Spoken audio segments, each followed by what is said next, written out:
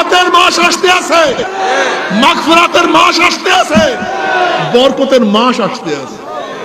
স্বাস্থ্যকে সুন্দর করব, ইবাদতকে সুন্দর। রাজি আছেন ইনশাআল্লাহ? রমজান মাসে একটা মিথ্যাও বলবো না, একটা হারামও খাবো না,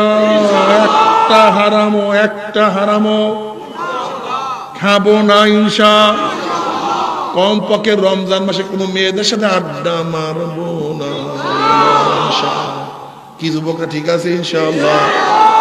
ফেসবুকের মধ্যে কোনো খারাপ জিনিস রমজান মাসে দেখবো না।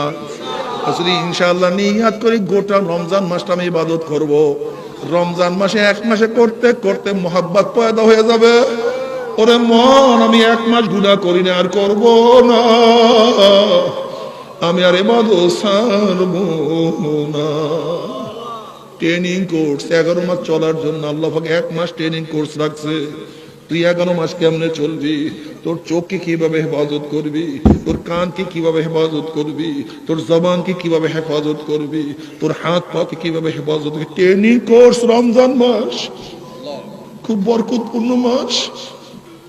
আল্লাহ তুই কবুল করিয়া নাও। যদি মাওলাকে রাজি খুশি করে মাওলার কবরে যাই, এমন সুন্দর মাওলা জান্নাত রাখছে। আমার নবী বলছেন যে জান্নাত কেউ কোনোদিন চোখেও দেখে নাই, কানেও শুনে, অন্তর অনুভবও করে নাই, এমন জান্নাতের মধ্যে আমার মাওলাই দিয়া আল্লাহ সালামুন কাওলাম মির রাব্বির রহিম। শুধু শান্তি আর শান্তি, অশান্তি কি জিনিস আর কোনোদিন দেখা লাগবে না।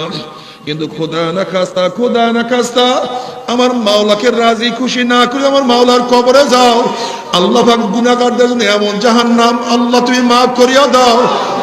বাবারে, দুনিয়ার আগুন হাতে লাগলে হাত পরে, পা লাগলে পা পরে, আর জাহান্নামের আগুন সম্পর্কে আল্লাহ পাক কালামে পাক মধ্যে ফরমান নারুল্লাহিল